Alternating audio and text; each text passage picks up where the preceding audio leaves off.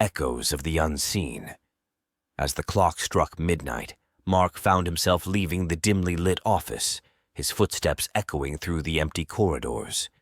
He was eager to escape the drudgery of the workplace and head home, but little did he know that this night would unravel into a chilling ordeal. Mark entered the elevator, the fluorescent lights above casting an eerie glow on the reflective steel walls. He pressed the button for the ground floor and waited in silence.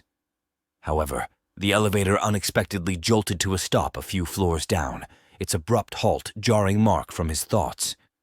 With a puzzled frown, Mark watched as the elevator doors slowly creaked open. To his horror, he heard distinct footsteps approaching, but there was no one in sight.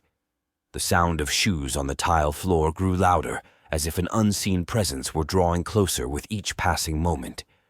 As the elevator descended to the next floor, the same eerie phenomenon occurred.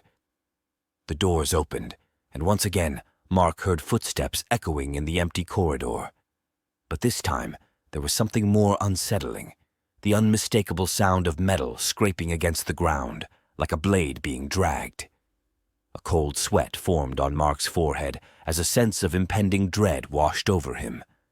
He lunged forward, frantically mashing the button to close the elevator doors.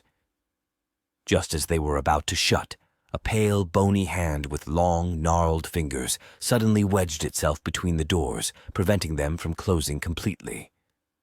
The doors slowly slid open again, revealing a man standing just outside the elevator. It was Mark's old friend, John, with a twisted grin on his face. Mark's relief at seeing a familiar face quickly gave way to confusion and unease. Mark stammered, his voice trembling. "Did you hear that? The footsteps, the metal scraping.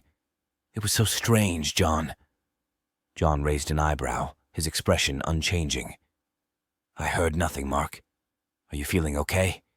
You look like you've seen a ghost." As the elevator descended further into the depths of the building, Mark couldn't shake the feeling of unease. He glanced at John, who seemed genuinely perplexed by Mark's claims. The elevator continued its descent into the unknown, leaving Mark to wonder if he had stumbled upon something beyond his comprehension or if it was simply a trick of his weary mind.